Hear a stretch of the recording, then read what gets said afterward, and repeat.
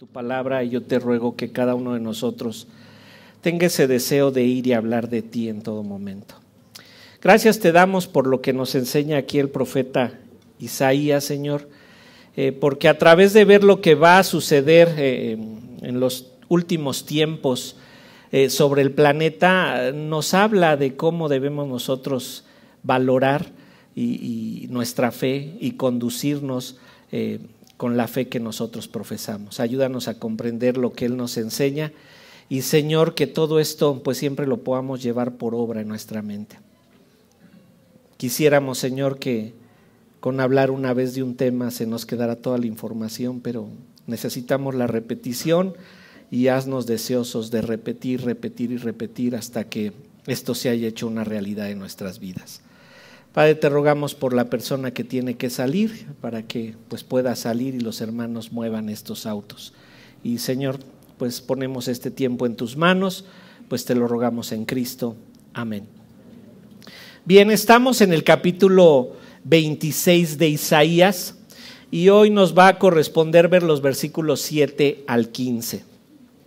Vamos a ver en estos versículos pues cómo es que Dios obra para con el justo y cómo es que Dios obra para con el injusto. Por un decir, vamos a ver cómo Dios obra para con quien es obediente y cómo obra Dios para con quienes no obedecen su palabra. La idea es que estemos constantemente alertas para poner toda nuestra fe en Dios, la fe, la certeza de lo que se espera, la convicción de lo que no se ve, y la fe en Dios implica ser paciente para esperar que aquello que Él ha prometido se cumpla. Las promesas de Dios son exclusivamente a los justos, ¿verdad? Y ojo con esto, el Señor le promete algo a los justos y algo a los injustos. A los justos bendición, a los injustos maldición. Hay promesas para los dos, pero las promesas de bendición son exclusivamente para los justos. ¿Quién es justo? Bueno, reconocemos que la justicia nos fue imputada por los méritos de Jesucristo en la cruz. Él, en el momento en el que murió en la cruz, nos imputó la justicia a nosotros. Hizo que fuéramos vistos como justos delante del Señor. Esto no significó que en automático dejamos de pecar, es decir, no nos hicimos justos en el momento de nuestra conversión, sino que a partir de nuestra conversión empezamos a tener el deseo de caminar el camino de la justicia, el camino de la santidad. Una vez que estamos en ese camino a la santidad, pues reconocemos que debemos de luchar por la santidad. Y esto es literal, no es algo que se diga hoy voy a ser obediente al Señor y se te dé con toda facilidad. Tienes que luchar por esa obediencia, tienes que trabajar por ella. Es una lucha diaria, una lucha constante, una lucha continua, e incluso yo me atrevo a asegurar, y pienso en mí, no en ustedes, que a veces hasta cuando soñamos pecamos. Y esta lucha se hace evidente ahí, que incluso nuestros sueños llegamos a cometer algún tipo de pecado. Isaías quiere que sus lectores, los de aquellos tiempos, comprendan cómo es el camino a la santidad, o como nos dijo en versículos anteriores, el camino a la justicia. Hasta cierto punto podemos decir que el Señor, por medio del profeta Isaías, se está esforzando por hacer un contraste, por mostrarnos a través de contrastes cómo son las consecuencias entre tener fe en Dios y las consecuencias de no tener fe en Dios. Es por ello que ahora en esta sección que vamos a ver de los versículos 7 al 15, Isaías quiere hacer que sus lectores reflexionen. Los israelitas tenían que comprender cómo debían funcionar durante su peregrinar sobre la tierra, ¿verdad? Y para ello los hace ver por medio de este cántico cuáles son los beneficios de caminar con Dios. Pero al describir los beneficios nos da lecciones de cómo vivir luchando contra el pecado día con día. Reflexionando en los beneficios de la obediencia, en los beneficios de caminar con Dios, vamos a encontrar 10 lecciones de vida. Aquí nos va a dar 10 lecciones de vida Isaías que nos ayudan a transitar sobre esta tierra perseverando en la esperanza del cumplimiento de las promesas de Dios. La idea que tiene Isaías en mente es que pensemos profundamente en lo que Dios es, en lo que Dios nos da, en lo que Dios representa, y esto con la idea de saber que estamos transitando por el camino correcto, que nos dirigimos por el camino adecuado. Lo que va a pasar todavía en la historia de Israel va a ser muy duro. Aquí están enfrentando a su acérrimo enemigo, Asiria. El pueblo de Asiria les está causando mucho daño. Daño que Dios le ha permitido a Asiria que vaya y le suceda a los israelitas para que ellos se arrepientan.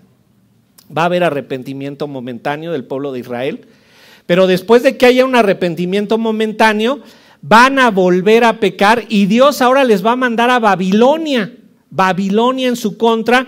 ¿Para qué? Para que ellos se mantengan adorando a Dios. Esto es algo que nos hace reflexionar a nosotros, que ahora vemos esta historia puesta ahí en la Biblia, y esa reflexión es la que nosotros tenemos que tener en nuestra mente. Nosotros, los lectores contemporáneos, vamos a encontrar 10 verdades aquí, 10 verdades que son lecciones para nosotros en cuanto al cómo transitar por el camino de Dios. Son 10 verdades que convertiremos en lecciones para nosotros.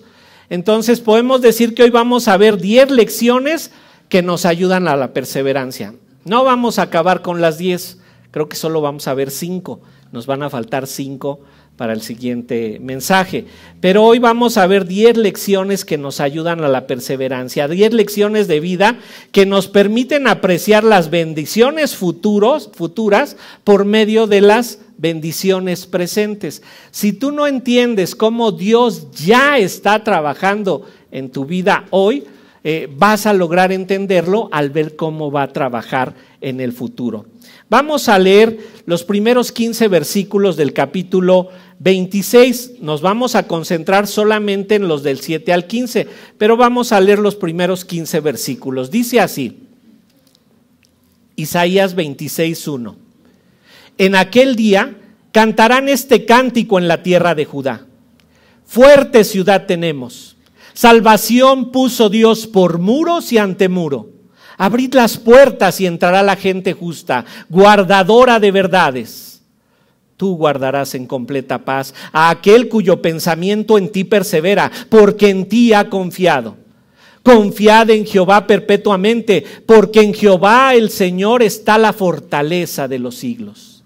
Porque derribó a los que moraban en lugar sublime, humilló a la ciudad exaltada, la humilló hasta la tierra, la derribó hasta el polvo.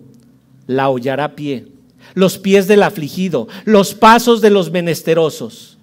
El camino del justo es rectitud. Tú que eres recto, pesas el camino del justo. También en el camino de tus juicios, oh Jehová, te hemos esperado. Tu nombre y tu memoria son el deseo de nuestra alma. Con mi alma te he deseado en la noche, y en tanto que me dure el espíritu dentro de mí, madrugaré a buscarte, porque luego que hay juicios tuyos en la tierra, los moradores del mundo aprenden justicia. Se mostrará piedad al malvado, y no aprenderá justicia. En tierra de rectitud hará iniquidad, y no mirará a la majestad de Jehová. Jehová, tu mano está alzada, pero ellos no ven. Verán al fin y se avergonzarán los que envidian a tu pueblo, y a tus enemigos fuego los consumirá. Jehová, tú nos darás paz, porque también hiciste en nosotros todas nuestras obras. Jehová Dios nuestro, otros señores fuera de ti se han enseñoreado de nosotros, pero en ti solamente nos acordaremos de tu nombre. Muertos son, no vivirán, han fallecido, no resucitarán, porque los castigaste y destruiste y deshiciste todo su recuerdo. Aumentaste el pueblo, oh Jehová, aumentaste el pueblo, te hiciste glorioso, ensanchaste todos los confines de la tierra.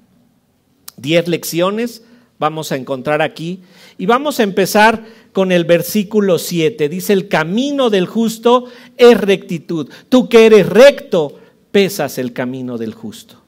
La primera lección que aprendemos: los obstáculos de la vida son fáciles de quitar cuando los vemos con los ojos de la justicia de Dios.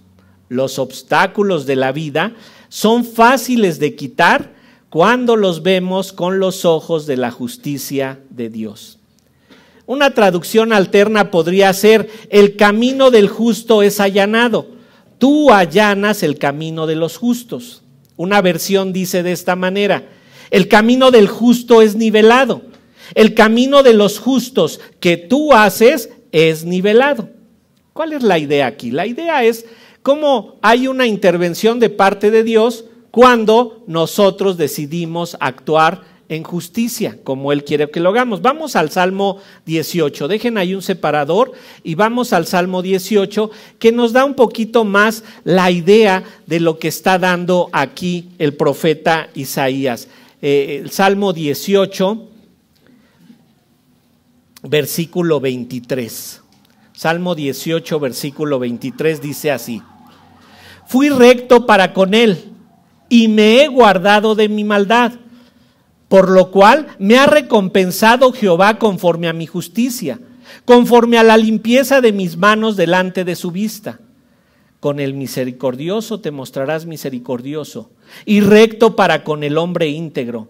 Limpio te mostrarás para con el limpio, y severo serás para con el perverso. La idea aquí es que cuando los justos buscan caminar en justicia, cuando los justos buscan caminar en rectitud, en ese momento Dios interviene y les allana el camino. ¿Qué significa esto de allanar? O ponerlo lisito, ¿verdad? Ponerlo planito, sin tantas dificultades.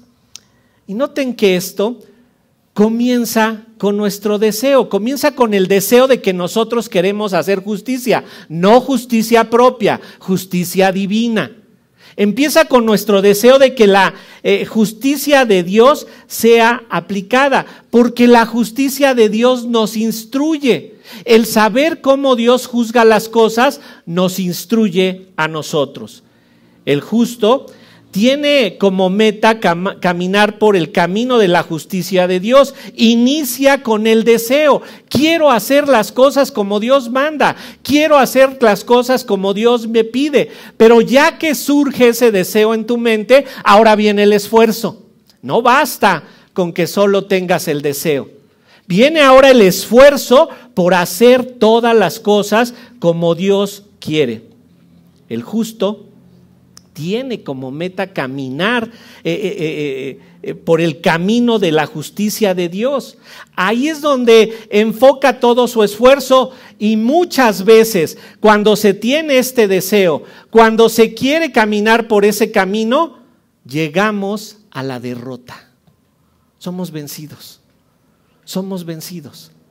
y nos damos cuenta: Señor, miserable de mí, ¿quién me librará de este cuerpo de muerte? Pero fíjense bien, cuando nuestro deseo es hacer las cosas como Dios quiere, cuando es lo único que hay en nuestra mente, cuando es la única prioridad en nuestra vida, pero tenemos eso como prioridad y decimos: sí lo voy a lograr, pero solo porque Dios me ayude. Sí lo voy a lograr porque solo porque Dios me ayude. Y noten esto: llegar a la derrota con el deseo de triunfar significa volverlo a intentar. Llegar a la derrota con el deseo de triunfar significa volverlo a intentar. Vas a ser vencido, pero ¿sabes qué vas a hacer? Te vas a levantar y vas a volverlo a intentar. Lo que hace nuestro camino fácil, nivelado, suave, es precisamente esto: que cuando Dios ve nuestro esfuerzo, Él mismo busca hacer que la prueba o la tribulación no sea fácil. Dios, juntamente con la tentación, nos da la salida. ¿Para qué? Para que podamos soportar. No pasamos por ninguna prueba que no sea humanamente soportable. No hay nada que digas, es que a mí esto sí me vence. No hay nada. Hay algo en lo que tú estás decidiendo no luchar por ello. Hay algo que tú estás decidiendo no cambiar, pero toda prueba es soportable porque Dios nunca nos hará pasar por pruebas que no podamos soportar. Y esto es maravilloso porque estás bajo prueba, estás bajo tribulación, vas a salir victorioso. Vas a salir victorioso. ¿Te das cuenta de esto? No hay nada que pueda hacer que tú te pierdas del camino del Señor. ¿Caíste? ¿Caíste en la tentación nuevamente? ¿Caíste una vez más? Levántate, vuelve a intentarlo tantas veces como sea necesario. Dios está contigo. Lo vas a lograr ver la vida de la forma en la que Dios quiere que tú la veas. Piensa en esto. Cada día te estás entrenando para lograr ver la vida con los ojos de Dios. Lucha, esfuérzate, desgástate en la obediencia. Aplícate a la obediencia. No renuncies, no hay lugar para la renuncia.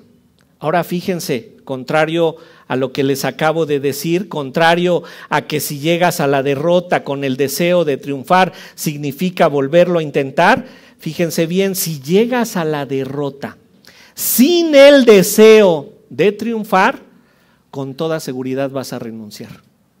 Con toda seguridad vas a decir, miren, me la ponen muy difícil. Vivir de esa manera es imposible porque tu mente, tu carne está buscando mantenerte en pecado. Y esa lucha se está llevando a cabo aquí en tu mente. Noten.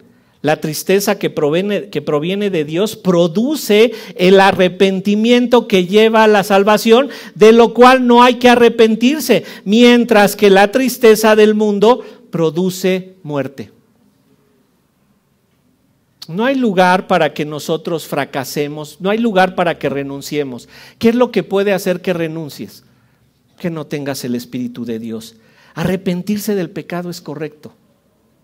Renunciar al pecado es correcto, a la santidad no.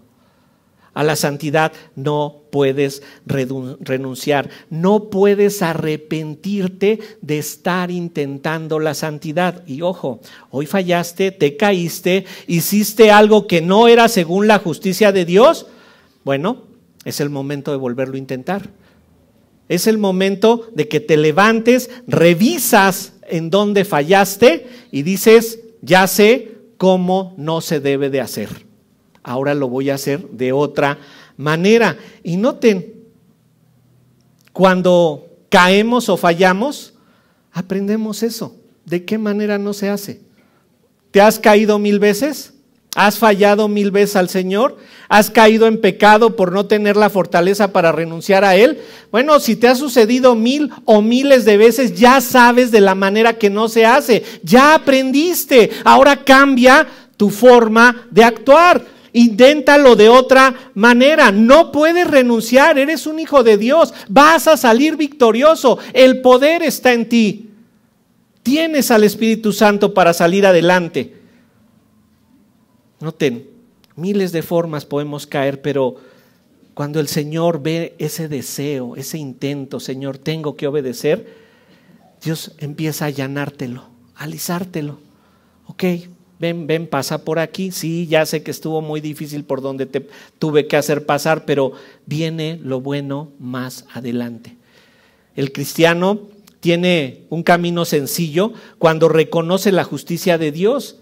Dios nos allana el camino, Dios lo alisa, Dios quita los obstáculos. Los obstáculos son fáciles de remover cuando aplicamos la justicia de Dios. Pero la justicia de Dios habla de amor al prójimo, habla de interés por los demás antes de que por mí mismo. Pero cuando alguien nos ofende, ¿qué pasa en nosotros?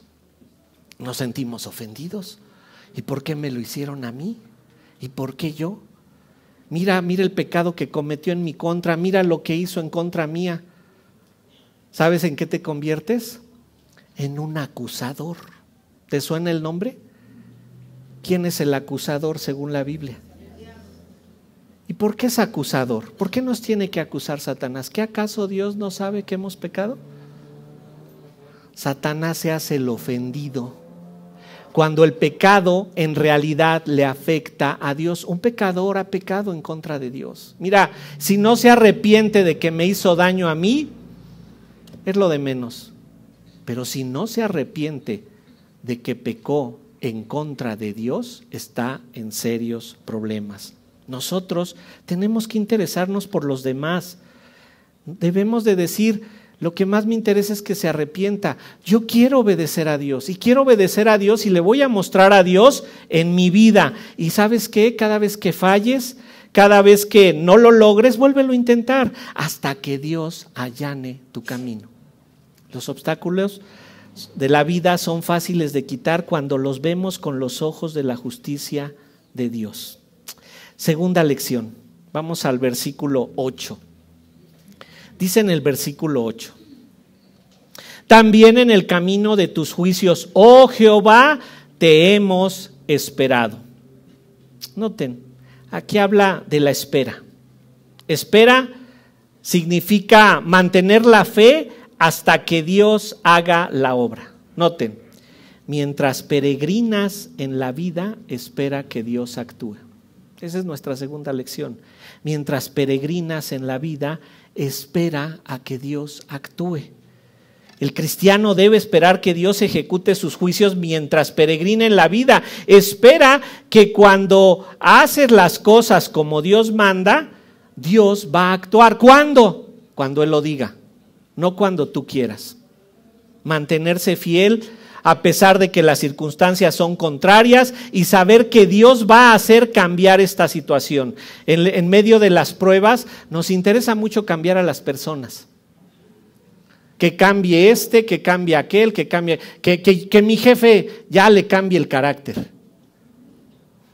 Que a los maestros de la escuela les cambie el carácter. Que a mi esposa ya por fin le caiga el 20. Que a mi esposo por fin ya entienda. Todos queremos cambiar algo. Que mi salud mejore. Todos son pensamientos egoístas.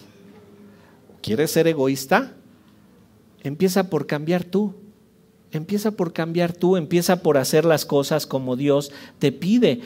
Noten, todos queremos cambiar cosas, pero en realidad lo que debemos de cambiar somos nosotros, comprender lo que Dios hace. Fíjate lo que dice el Salmo 32:10, Salmo 32:10. Muchos dolores habrá para el impío, mas el que espera en Jehová le rodea la misericordia. ¿Qué les espera a los pecadores? Juicio eterno, infierno eterno, maldición eterna. Pero tú y yo nos podemos jactar de que no somos pecadores. Tú y yo nos podríamos jactar de que nosotros no cometemos pecado. ¿Sabes qué? Eso que merecen ellos nos lo deberíamos de merecer nosotros. Pero Dios en su infinita misericordia nos deja ver cómo vive el impío para que nosotros digamos gracias, Señor, por tenerme bajo esta protección de tu misericordia. Por la misericordia de Dios no hemos sido consumidos cuando debiéramos de serlo. Noten, el salmista nos dice cómo debemos esperar. Vean lo que dice el Salmo 37:7, se los leo, Salmo 37:7. Guarda silencio ante Jehová y espera en él. No te alteres con motivo del que prospera su camino, por el hombre que hace maldades. Fíjense, guarda silencio ante Jehová y espera en él. ¿Cómo combinamos esto con lo que nos dice la palabra en el Nuevo Testamento? Sean conocidas todas tus peticiones delante del Señor. Miren, vean todas las oraciones que hay en la Biblia. ¿Quieren aprender a orar? Vean todas. Donde encuentren una oración, estúdienla. Y van a encontrar que nunca hay una oración, Señor, que sane yo, Señor, que me vaya, Señor, que no me apedrien en la siguiente ciudad que voy a entrar, Señor, que me reciban con bien. Pablo nunca dice eso. Señor Jesucristo, lo vemos en sus oraciones al Señor, dice que pueda hacer yo tu voluntad, Padre, solamente. No hay peticiones egoístas dentro de la Biblia, todas son enfocadas en el Señor. Pablo, Daniel, cuando oran de manera intercesora por el pueblo y dice: Daniel, Señor, perdona todos los pecados que hemos cometido en contra tuya. ¿Y quién era Daniel? Pablo dice: oro a Dios, doblo mis rodillas porque crezcan en el conocimiento del Señor. No dice: oro para que ya por fin me den una ofrenda que valga la pena y pueda yo seguir de evangelista. Ora porque la gente que lo escucha crezca en el conocimiento. La espera es mucho más fácil, ¿verdad? Cuando vemos cómo Dios empieza a actuar, cómo Dios trabaja. La espera en el Señor da las recompensas que el Señor quiere. Pero nos encanta alterar esto. Lo quiero más rápido. Quiero hacerlo como yo quiero. ¿Qué prefieres? ¿Recompensarte tú mismo o que te recompense el Señor? ¿Qué recompensa valdrá más la pena? Espera en el Señor. Entonces, ¿verdad? Ya vimos la primera lección: los obstáculos de la vida son fáciles de quitar cuando los vemos con los ojos de la justicia de Dios. Segundo, mientras peregrinas en la vida, espera que Dios actúe. Dios va a cambiar a la gente, tú no. Tercero, y es la segunda parte del versículo 8. Los santos son sostenidos en su paciencia al recordar el nombre de Dios. Los santos son sostenidos en su paciencia al recordar el nombre de Dios. Vean la segunda parte del versículo 8. Vamos a leer la primera parte y la segunda. La primera: también en el camino de tus juicios, oh Jehová, te hemos esperado. La segunda: tu nombre y tu memoria son el deseo de nuestra alma. Muy interesante, porque el nombre que se está usando es Jehová, Yahweh, el tetragramatón, el nombre impronunciable de Dios, Yahweh. ¿Y por qué se usa Yahweh? ¿Qué significa? Yo soy el que siempre ha sido, soy el eterno. Soy el que siempre he estado, soy el único Dios vivo y verdadero. Vamos a Éxodo para que comprendamos más acerca de creer, de esperar en el nombre del Señor. Éxodo 3, y vamos a ver ahí en Éxodo 3:14 se nos habla de este nombre del Señor, pero vamos a leer desde el versículo 13 y vamos a leer hasta el 15. Dice ahí, Éxodo 3:13. Dijo Moisés a Dios: he aquí que llego yo a los hijos de Israel y les digo: el Dios de vuestros padres me ha enviado a vosotros. Si ellos me preguntaren, ¿cuál es su nombre? ¿Qué les responderé? Y respondió Dios a Moisés: yo soy el que soy. Dijo: así dirás a los hijos de Israel: yo soy, me ha enviado a vosotros. Además dijo Dios a Moisés: así dirás a los hijos de Israel: Jehová, el Dios de vuestros padres, el Dios de Abraham, el Dios de Isaac, el Dios de Jacob, me ha enviado a vosotros. Este es mi nombre para siempre. Con él se me recordará por todos los siglos. Moisés debía recordar todo lo que Dios había hecho con Abraham, lo que Dios había hecho con Isaac, lo que Dios había hecho con Jacob. Y noten, ellos son un modelo de perseverancia para nosotros. Ninguno de ellos tres pudieran ser el ejemplo de personas que nunca cometen pecados. Ninguno de los tres. Si ustedes checan sus vidas, tienen ahí, y la tenemos marcada en la Escritura, cómo cometieron pecados. Pero lo que sí podemos exaltar es su perseverancia. Cometían pecados, pero sabían a quién tenían que recurrir. Cometían pecados, pero sabían en quién tenían que esperar. Sabían quién era el que les iba a ayudar a transformar todo esto. Noten, Abraham obedeció a Dios y dejó su tierra. Le dijo: vete de tu tierra y de tu parentela a la tierra que yo te mostraré. No vemos ahí que se nos diga, que Abraham diga: ¿y cómo es la tierra a la que me vas a llevar? ¿Qué características? Para ver si me conviene, ¿no? Yo nada más me imagino la escena con Sara. Fíjate, Sara, que se me apareció Dios y me dijo que nos fuéramos de aquí a una tierra que me iba a mostrar. Allá Abraham, y le preguntaste cómo era la tierra, y qué tal si sí, qué tal si no, y si no, espera, a ver, Abraham, vete a hablar otra vez con Dios para ver si así fue.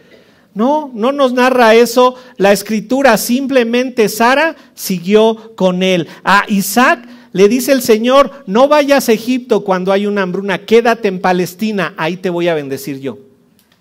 La hambruna estaba ahí, la hambruna era total. Pudieron haber llegado con Isaac y decirle, pues ¿cómo que nos esperemos y nos estamos muriendo de hambre? Dios dijo que nos esperábamos. Nos vamos a esperar. Jacob, con toda la historia de José, su hijo, que es de resaltar.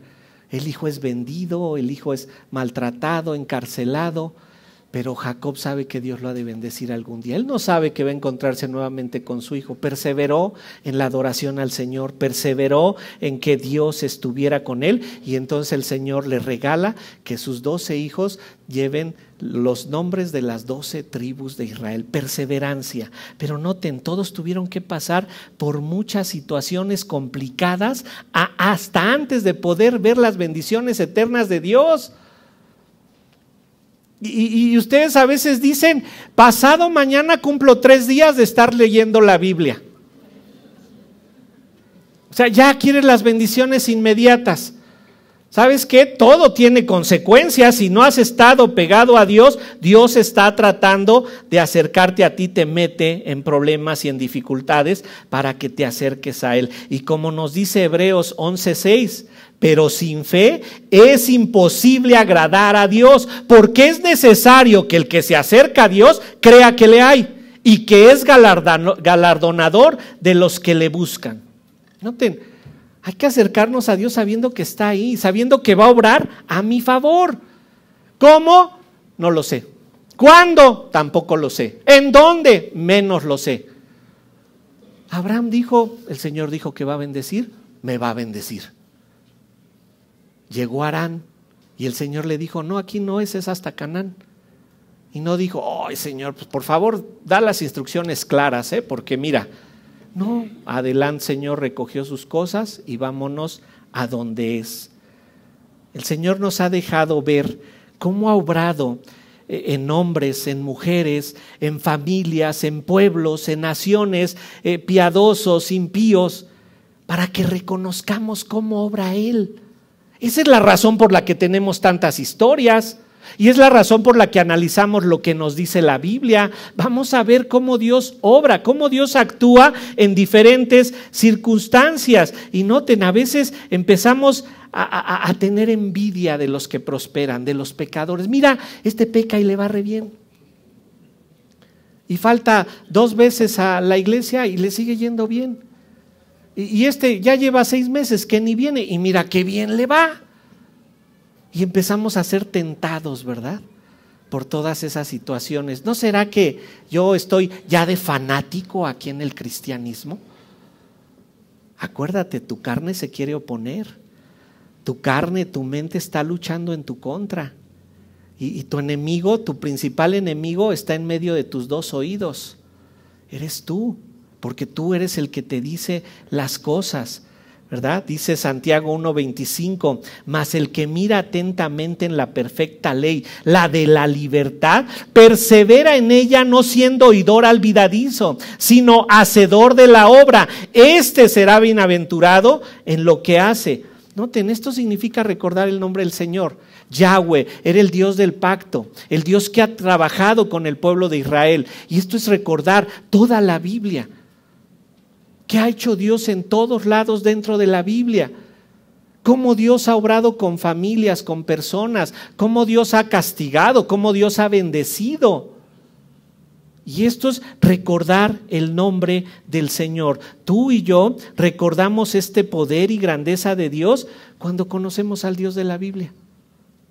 Y nuestra situación entonces se aligera. Entonces, primera lección, los obstáculos de la vida son fáciles de quitar cuando los vemos con los ojos de la justicia de Dios. Segunda, mientras peregrinas en la vida, espera que Dios actúe. Tercera, los santos son sostenidos en su paciencia al recordar el nombre de Dios, al recordar quién es Dios. Cuarto, en medio de la aflicción, el justo busca la intervención divina. En medio de la aflicción, el justo busca la intervención divina. Vámonos a Isaías 26, pero ahora al versículo 9.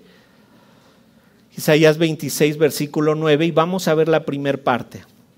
Dice ahí, con mi alma te he deseado en la noche, en tanto que me dure el espíritu dentro de mí, madrugaré a buscarte. La búsqueda de Jehová, cómo nos cuesta trabajo. Qué difícil es estarlo buscar, pero debemos entender que ese es nuestro trabajo. Noten cómo dice, con mi alma te he deseado en la noche y en tanto que me dure el espíritu dentro de mí, madrugaré a buscarte. Hay un contraste, ¿verdad? Noche, madrugada, ¿verdad? Nos habla como de los tiempos, nos está hablando de la búsqueda continua del Señor. Los afanes de la vida nos hacen pensar que podemos dejar a Dios en segundo plano. Creemos que Dios nos puede esperar todo el tiempo que nosotros querramos. En parte tenemos razón. Dios espera, Dios es paciente para con todos. Pero Dios quiere que lo tengas como prioridad para que tu camino, como ya lo leímos, sea allanado, ¿verdad? Para que tu camino sea más fácil.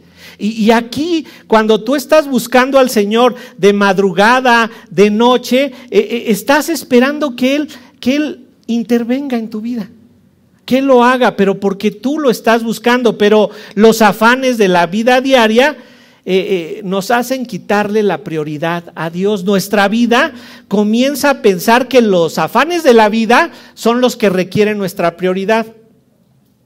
Mi trabajo, mi estudio, lo que hago, mi deporte, todo eso es prioritario, ¿verdad? ¿Cómo lo voy a dejar por ponerme a leer la Biblia? Y luego soy gente de sociedad.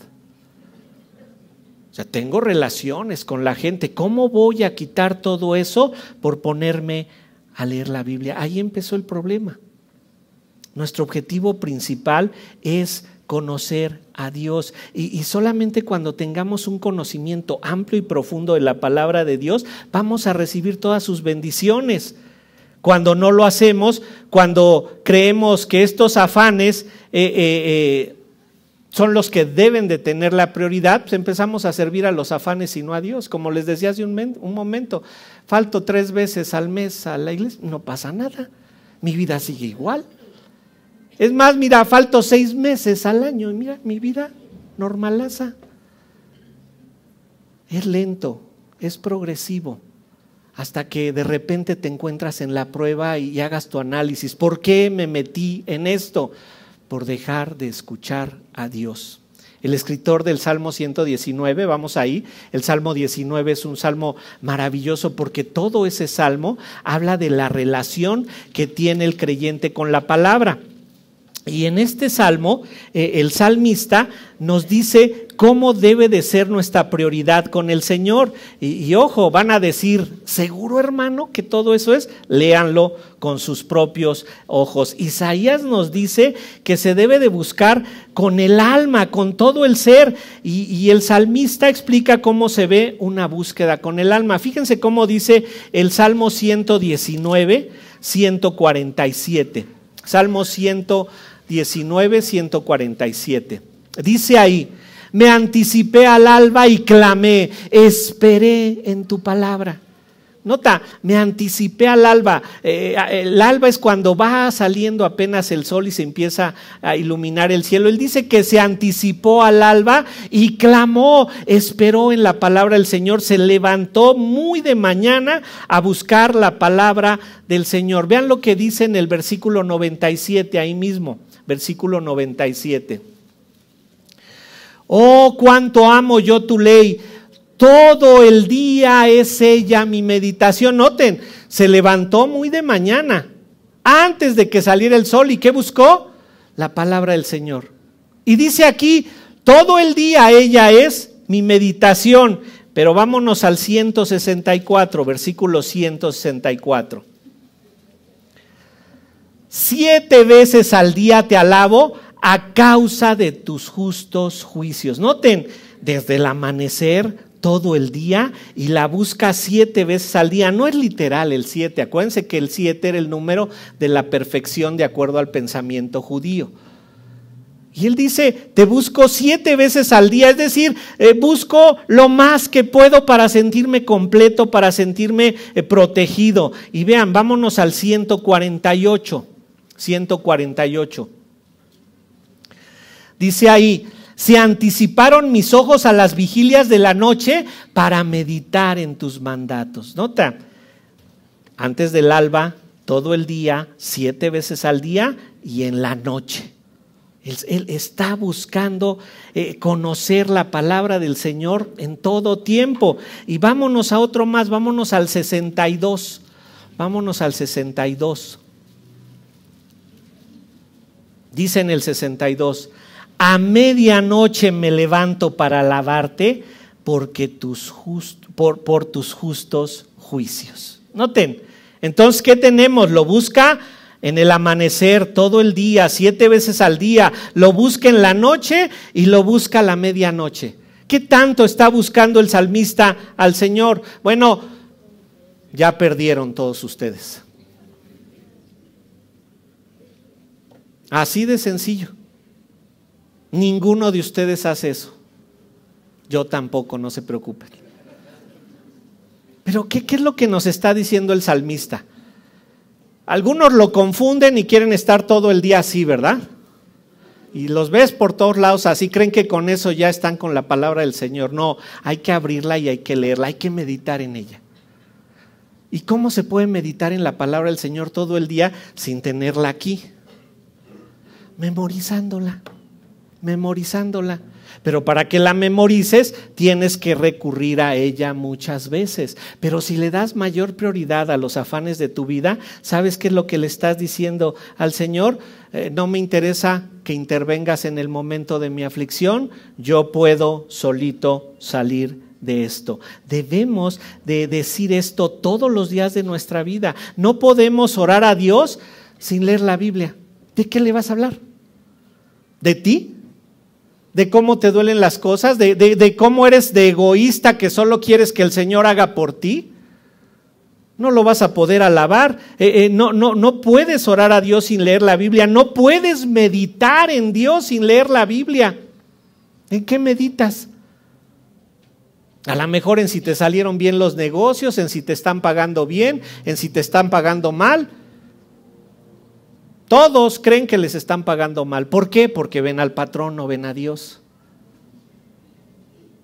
Debemos entender que si no vamos a la Biblia, no tenemos en qué meditar. Y mira, dirás, bueno, hermano, el salmista, pues él estaría tan tranquilo ahí meditando en el Señor. Mira, vamos al 119, 61, para que veas cómo está el salmista.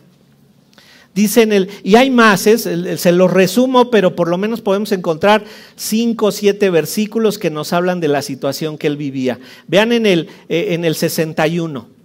Compañías de impíos me han rodeado, mas no me he olvidado de tu ley. Compañías de impíos. No dice, alguien vino a pecar en contra mí. Dice compañías, la palabra es militar. Grupos de 100 personas vienen en mi contra y lo dice en plural, por lo menos 2. O sea, tiene a 200 impíos en su contra.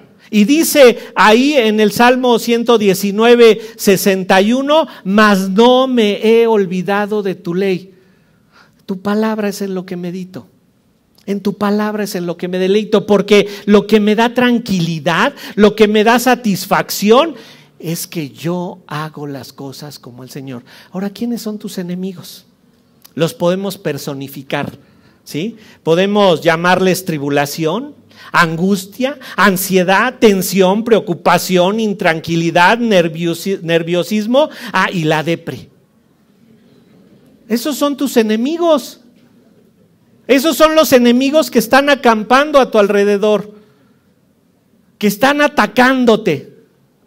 Mira, y tú no haces nada, y mira todo lo que ya te hicieron y tú tan tranquilo, y mira además, ya te pecó en contra tuya, y mira qué fresquecito se ve, y mira, no, yo estoy confiado en el Señor porque de día y de noche medito en su ley.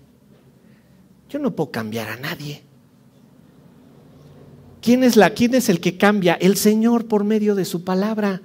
¿Qué nos interesa? Que estén escuchando el mensaje de la palabra. No, pero si falta 6 meses al año, pues que Dios te bendiga, mucha suerte. Porque seguro, si eres hijo de Dios, el Señor te va a traer aquí con tribulación, angustia, ansiedad, tensión, preocupación, intranquilidad, nerviosismo y con la depre también. El Señor nos dice que los obstáculos de la vida son fáciles de quitar cuando los vemos con los ojos de su justicia. Segundo, que mientras peregrinemos en la vida debemos esperar que Él actúe. Tercero, los santos son sostenidos en su paciencia al recordar el nombre de Dios, al recordar todo lo que Él ha hecho. Cuarto, en medio de la aflicción, el justo busca la intervención divina. Quinto, aun cuando Dios trate amablemente al malo, éste no aprende su justicia. Noten, aun cuando Dios trate amablemente al malo, éste no aprende su justicia. Vamos al versículo 9, ¿sí? Y dice en la parte segunda, dice en la primera: con mi alma te he deseado en la noche, en tanto que me dure el espíritu dentro de mí, madrugaré a buscarte. Y dice la segunda parte: porque luego que hay juicios tuyos en la tierra, los moradores del mundo aprenden justicia. Aquí hay un contraste que nos hace aprender, o más bien conocer quiénes aprenden de la justicia de Dios y quiénes no aprendan. Vean momentáneamente el versículo 10. Dice en el versículo 10: se mostrará piedad al malvado y no aprenderá justicia. En la tierra de rectitud hará iniquidad y no mirará a la majestad de Jehová. Es decir, hay un contraste. Hay unos que al ver los juicios de Dios en la tierra aprenden justicia, y otros que a pesar de que vean el obrar de Dios sobre la tierra, no aprenderán justicia. Primero, los que sí aprenden justicia. ¿Quién puede aprender de la justicia de Dios sobre la tierra? Bueno, simple: los que desean que de noche, los que desean buscar a Dios de noche, de madrugada, 7 veces al día, al amanecer, en el atardecer. Esos son los que aprenden justicia, porque vienen y están meditando en la palabra del Señor y encuentran: mira cómo sí se cumple lo que el Señor dice. Vivimos una catástrofe terrible. ¿Cuánto? 2 días, 3, 2 el viernes fue, ¿verdad? Y nos da el ejemplo. Mira, ¿qué hacía esa gente ahí? No me meto en política, ni me interesa si hay alguna cuestión política atrás, pero ¿qué debieron hacer si ven un ducto de gasolina explotar y estar saliendo el chorro? ¿Qué debemos de hacer cualquiera que tenga justo juicio, que esté en su juicio cabal? Ni me acerco, ¿verdad? Ni me acerco. Es impresionante la imagen que da. Literalmente la gasolina está como si fuera polvo, ¿no? Atomizada, volando en el ambiente. Obvio, hubo una chispa, todos se quemaron. Pero nos hace ver esto a nosotros, no porque nos burlemos o nos dé gusto lo que les haya pasado, fue terrible. Pero vemos ejemplificado que el Señor nos dice: del pecado aléjate cuanto más puedas. Ay, por ganarse algo de gasolina. ¿Sabes qué? El pecado debemos de estar alejados. Mira, es tan incongruente como abrir la jaula de un león, meterte y cerrar la puerta. Y luego vas y le pisas la cola. El pecado te va a dominar. El pecado te va a controlar. Entonces, la idea aquí que nos da Isaías es que los moradores del mundo aprenden la justicia cuando vemos los juicios de Dios sobre la tierra, cuando vemos cómo está obrando Dios aquí y las razones por las que estamos viendo lo que la Biblia dice. Cuando Dios castiga al mundo, ¿quiénes aprenden? Los que aman a Dios. No porque nos burlemos de ellos, insisto, sino porque vemos el obrar de Dios, ¿verdad? Cuando Dios castiga el pecado, nosotros aprendemos. ¿Han visto a alguien bajo las consecuencias del pecado? Es terrible. Es terrible. Vean a alguien bajo consecuencias de adulterio, vean a alguien bajo consecuencias de alcoholismo, vean a alguien bajo consecuencias de adicción a la pornografía, vean a alguien que está sufriendo por el pecado. Pobre gente, la angustia que viven. qué terrible es el pecado, y esto nos enseña, debemos alejarnos del pecado, pero ya lo dijimos, caíste, levántate, tienes la fuerza de Dios para salir adelante. Eso va a pasar porque Dios te lo puede perdonar, pero lo que a veces queremos es evitar es esa onda expansiva de pecado que se va dejando alrededor del pecado. Y Dios quiere evitarlo. Por eso es que nos dice aquí, y lo dice de una manera muy interesante, porque dice, luego que hay juicios en la tierra, los moradores, juicios tuyos en la tierra, los moradores del mundo aprenden justicia. La palabra juicios no habla del ejecutar una acción de castigo, de pagar por los pecados, sino habla de como el despacho de autoridad del Señor. Él está despachando justicia continuamente. Dios está gobernando la tierra, Dios la está controlando. Él está haciendo que todas las cosas sucedan aquí, pero noten, nosotros debemos aprender de estos juicios. Vamos a Apocalipsis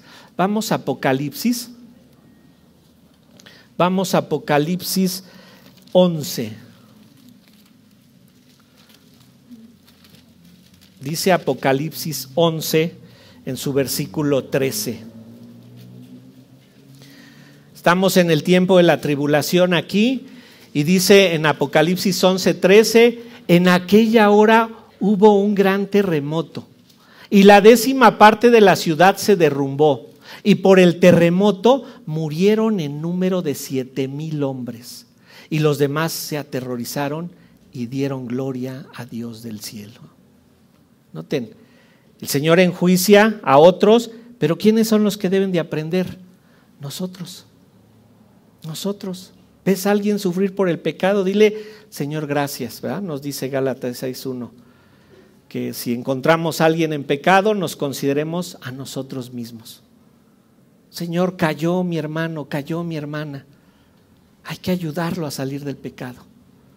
No condenarlo, no enjuiciarlo, sino encontrar la manera de cómo ayudamos a que salga del pecado. Y noten, aquellos que meditan en las obras de Dios todo tiempo son capaces de entender lo que Dios ha revelado en las Escrituras. Incluso podemos decir que aquellos que Dios ha escogido comprenderán que todo esto los está guiando al arrepentimiento. Esto nos guía a arrepentirnos.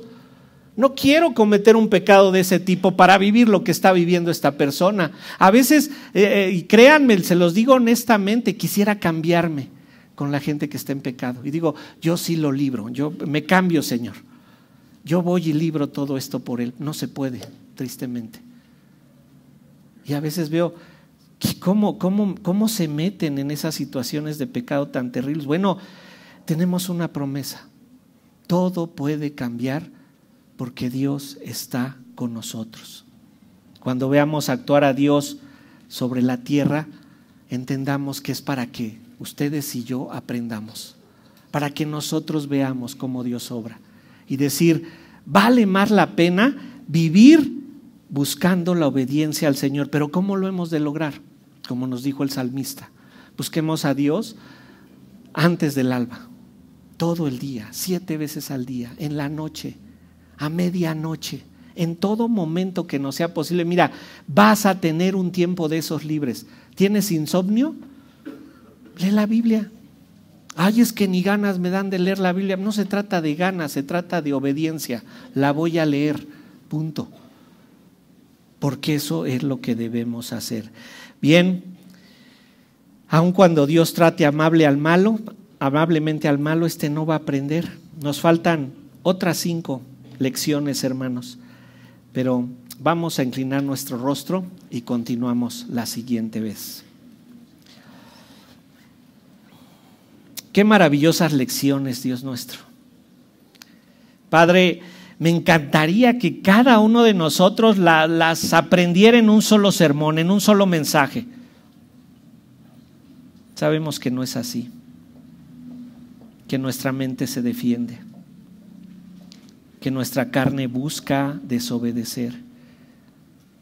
Incluso que lo veamos irónicamente, ¿quién puede hacer eso de estar todo el día en la palabra? Señor, si tu palabra lo dice, podemos. oramos a ti, porque cada vez que te pedimos, Señor, que cada vez que te escuchamos, aprendamos algo. Que eso que aprendamos quede clavado en nuestro corazón muy adentro. Si necesitamos tribulación o prueba para estar pegados a ti, Padre, no te detengas. No nos metas en tentación, Señor, pero haz lo que necesitemos para ser fieles. Líbranos de todo mal que no esté bajo tu cuidado. Haz que aceptemos tu voluntad y que siempre que la veamos en acción, aprendamos. Somos tus hijos. Y tus hijos soportarán tu disciplina, Señor. Israel la soportó. Confiamos en ti. Confiamos en tu nombre. Confiamos en que necesitamos tu palabra todos los días de nuestra vida, Señor. Te necesitamos, Padre. Separados de ti nada podemos hacer. Danos tu poder por medio del Espíritu que mora en nosotros para hacer todo esto que nos mandas. Oramos a ti, Padre, en el nombre de nuestro Señor y Salvador Jesucristo. Amén. Bien, hermanos, estamos despedidos. Nos vemos de hoy en 8.